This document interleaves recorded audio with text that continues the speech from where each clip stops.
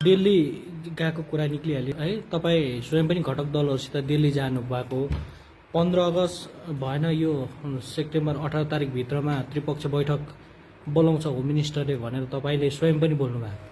यो होम मिनिस्टरले ढाँटेको हो कि जनतालाई तपाईँले ढाँट्नु हुँदैछ? अब त्यो त उनीहरूले होम मिनिस्टरले भनेकै कुरा हो र त्यही कुराहरूलाई सुन्ने साथीहरूले बधाई हुनन्। अब सबै पनि हो त्यो, र यस विषयमा अब ढाँट्यो त भन्नु मिल्दैन, त्यो अलिकति खरो शब्द होला। तर यो तोकिए अनुसार निर्दिष्ट समयअनुसार त्यो हुन सकेको छैन र यसबारे यो विलम्बबारे मान्छेहरूमा उठेको खुल्दुलीबारे हाम्रो सांसद विष्टलाई जनाउने काम भएको छ र यस विषयमा उहाँले दिल्लीमा काम भइरहेको बोलाउँछ के सर त्रिपक्ष बैठक? है त्यो बोलाउँछ, त्यो त अब ठोकुवा गरेर भन्न सक्दैन। तपाईँहरू विश्वास त हुनुहुन्न यो बैठकमा बोलाउँछ भन्ने कुरा? विश्वास त नहुने त कुरै आएन, किनभने त्यो अविश्वास छ, अविश्वासले त काम हुँदैन, कहीँ न कहीँ त विश्वास पनि पर्छ। सर यदि दिल्लीबाट यो बैठकको निम्ति बोलाइएन भने? अब बोलाइएन भने त्यो त अब यहाँको जाने पार्टीले सोच्नु पर्यो।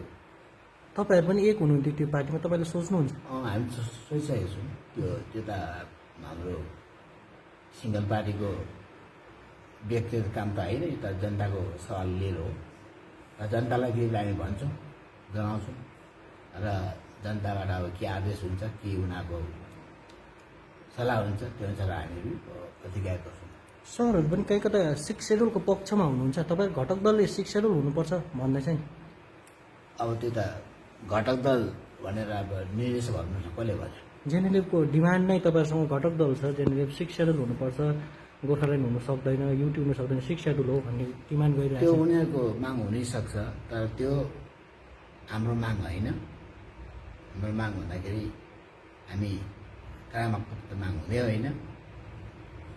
हामी कुनै हातमा पनि 6 सेड्युललाई स्वीकार गर्ने पक्षमा छैनौँ र यस्तो व्यवस्था हुनुपर्छ जुन बङ्गालको बाहिरको व्यवस्था हुनुपर्छ, बङ्गालभित्रको व्यवस्था हामी मान्ने पक्षमा छैन। 6 सेड्युल चाहिँ बङ्गालभित्रको व्यवस्था हो। तपाईँहरूको डिमान्ड गोर्खाल्यान्ड हो? मूल डिमान्ड गोर्खाल्यान्ड हो। तपाईँहरू घटक दलहरूले यसमा रेजोल्युसन एडप्ट गर्नुभएको छ हाम्रो डिमान्ड यो भनेर? रेजोल्युसन त किन अब त्यो एडप्ट नगरे त प्रश्न उठ्ने कुरै हुँदैन नि। अनि यसभित्रै मतभेद मिलेको छैन नि तपाईँहरूकै घटक दल जेएनएलएफले? त्यो मतभेद के होइन, मतभेद छैन, किनभने हामीहरू जब पनि अब बातचित गऱ्यौँ, दुईचोटि तिनचोटि भनौँ, दिल्लीमा पहिलोचोटि वार्ता भयो राज्य गृहमन्त्रीसँग, त्यसपछि गृहमन्त्रीसँग, त्यसोबाट फेरि गृहमन्त्रीसँग र तिनै पल्टको सभामा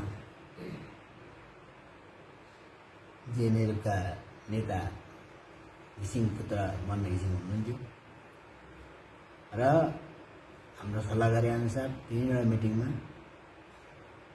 एक मुखले एउटा डिमान्ड अलग राज्य गोर्खाल्यान्ड, बङ्गाल बाहिरका व्यवस्था स्पष्ट रूपमा भन्ने काम भयो। त्यसमा मन घिसिङले कहीँ पनि कुरा गरे, सहमतिमै हुनुहुन्छ? यसलाई अघि बढाउनुको निम्ति तपाईँहरूको कार्यक्रम खालि सांसदलाई चाप दिने पनि देखेको छैन। तपाईँ त घटक दल हुनुहुन्छ, अनि सांसदले ढिलाइ गर्यो भनेर तपाईँहरूको घटक दल आफै किन बाध्य हुनु पर्यो डम्बर चोकतिर पोस्टर गर्नु?